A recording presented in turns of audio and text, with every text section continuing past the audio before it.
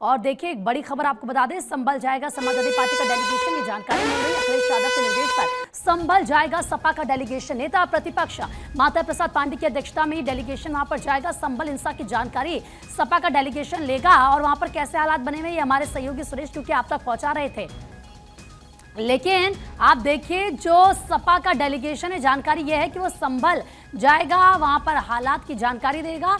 अखिलेश यादव को ये delegation report करेगा और अखिलेश यादव की तरफ से क्योंकि निर्देश दिए गए हैं कि ये जो डेलीगेशन बनाया गया है संभल जाए, वहां पर लोगों से बात करें, वहां के हालात को देखिए। आप देखिए सियासत इस पूरे मामले पर जमकर हो रही है और जो सियासत हो रही है, एक तरफ अगर आप वहां पर देखेंगे किस तरीके से जो संभल में हुआ उसको लेकर ये कहा जा रहा है कि ऑल ऑफ सडन नहीं हो सकता। इतने सारे लोग कैसे वहां पर इकट्ठा हो गए, पत्थरबाजी होती है, इतने पत्थर कहां से आ जाते हैं वहां पर, और उसके बाद जो भीड़ वहां पर होती है उसको काबू करना मुश्किल हो जाता है। फिर तो क्या थे, फिर जो हालात हुए वो बद से बदतर होते चले गए। 3 लोगों की जान पहले जा चुकी थी, एक शख्स और जो गंभीर रूप से घायल थे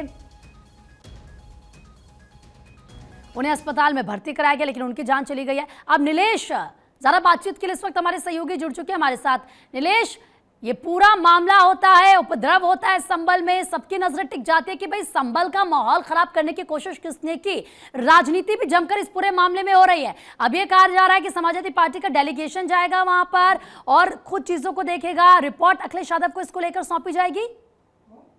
देखिए, बिल्कुल आपको बता दूं कि संभल की जामा मस्जिद में जिस तरीके से अदालत के निर्देश के बाद सर्वे टीम पहुंची थी, सर्वे टीम ने सर्वे किया, उसके बाद जब वो वहां से निकल रही थी इसी दौरान जो है वहां पर बवाल होता है। बवाल इतना ज्यादा हो जाता है कि अभी तक अगर हम देखें तो 5 लोगों की मौत हो चुकी है और कई लोग गंभीर रूप से घायल हैं जो अस्पताल में भर्ती हैं। इसी बीच समाजवादी पार्टी की तरफ से ऐलान किया गया है कि समाजवादी पार्टी का एक डेलीगेशन संभल जाएगा जो वहां पर पीड़ित परिवारों से मुलाकात करेगा, साथ ही साथ पूरी घटना की रिपोर्ट अखिलेश यादव को सौंपी जाएगी। नीलेश, इस डेलीगेशन में कितने लोग होंगे? डेलीगेशन की अगर हम बात करें तो समाजवादी पार्टी के वरिष्ठ नेता, चाहे वो पश्चिमी यूपी की सांसद हो, उनको शामिल किया गया है, विधायकों को शामिल किया गया है। कुल मिला के आधा दर्जन लोग इस डेलीगेशन में शामिल होंगे। हालांकि जो है स्थितियों को देखते हुए पुलिस प्रशासन इनको संभल जाने की अनुमति देता है। लेकिन नीलेश, क्योंकि संभल में बाहर के किसी भी व्यक्ति को आना अलाउ नहीं है, जो हालात वहां पर हुए हैं उसके बाद फिलहाल पुलिस की तरफ से रूल्स हैं वहां पर, तो ये डेलीगेशन कैसे वहां पर जाएगा? और क्या एक बार फिर से अब जब डेलीगेशन को अगर नहीं जाने दिया जाता है तो फिर और सियासत इस पूरे मामले में नहीं होगी?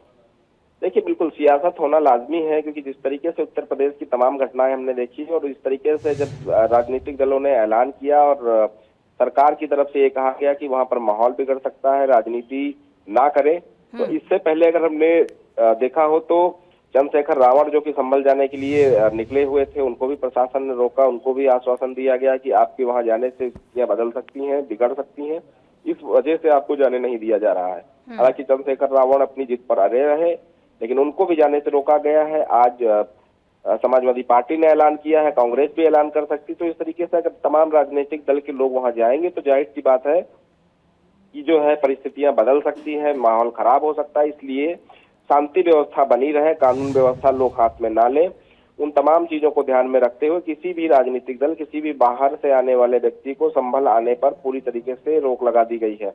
अब देखना होगा कि समाजवादी पार्टी का जब डेलीगेशन निकलता है तो शासन प्रशासन किस तरीके से व्यवस्था करता है।